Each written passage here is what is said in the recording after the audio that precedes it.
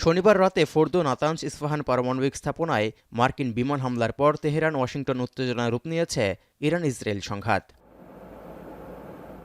আন্তর্জাতিক গণমাধ্যমের খবর বলছে, মার্কিন হামলার পর ইরান পাল্টা জবাব কিভাবে দেয় তা দেখার জন্য মুখিয়ে আছে পুরো বিশ্ব। এমন পরিস্থিতির মধ্যেই এক ফোনালাপে মার্কিন প্রেসিডেন্ট ডোনাল্ড ট্রাম্প ও ব্রিটিশ প্রধানমন্ত্রী কিয়ার স্টারমার ইরানের পারমাণবিক কর্মসূচিকে আন্তর্জাতিক নিরাপত্তার জন্য হুমকি হিসেবে উল্লেখ করেছেন।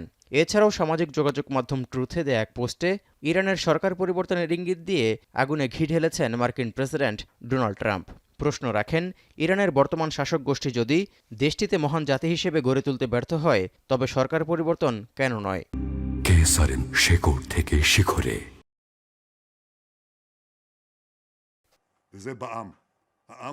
এর মধ্যেই ইসরায়েলি প্রধানমন্ত্রী বেনিয়ামিন নেতানিয়াহু বলেছেন, ইরানে লক্ষ্য অর্জনের কাছাকাছি ইসরায়েল।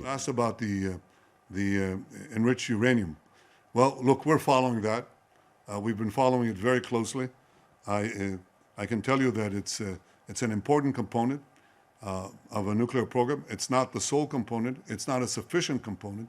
এমন উত্তেজনার মধ্যেই রাশিয়া সফরে গেছেন ইরানের পররাষ্ট্রমন্ত্রী আব্বাস আরাকচি। ইরানে মার্কিন হামলার পাল্টা জবাব দিতে করণীয় ঠিক করতে সোমবার রুশ প্রেসিডেন্ট ভ্লাদিমির পুতিন ছাড়াও দেশটির ঊর্ধ্বতন কর্মকর্তাদের সঙ্গে তার আলোচনার কথা রয়েছে। এই অবস্থায় মার্কিন নাগরিকদের জন্য বিশ্বব্যাপী নিরাপত্তা সতর্কতা জারি করেছে যুক্তরাষ্ট্র।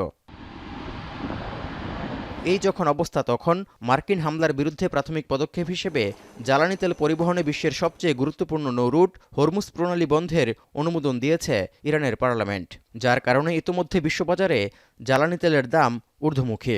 ব্যারেল প্রতি অপরিশোধিত তেলের দাম ৩% বেড়ে $৭৯ ছাড়িয়েছে। এদিকে মধ্যপ্রাচ্যে থাকা কোনো মার্কিন স্থাপনা ও ঘাঁটি লক্ষ্য করে এখনও কোনো হামলা না চালালেও ইসরায়েলি ভূখণ্ডে ক্ষেপণাস্ত্র হামলা চালিয়ে যাচ্ছে ইরান। এমনকি ইসরায়েলের ছোড়া হারমেস 900 ড্রোন ভূপাতিত করার দাবিও করছে তেহরান। অন্যদিকে তেহরানের মিলিটারি কমপ্লেক্সে হামলার দাবি করছে ইসরায়েল। এছাড়াও তেহরানের কাছে একটি অ্যাম্বুলেন্সে ইসরায়েলি হামলায় বেশ কয়েকজন হতাহত হওয়ার খবর পাওয়া গেছে। তৌহিদুর রহমান, এখন বিশ্ব।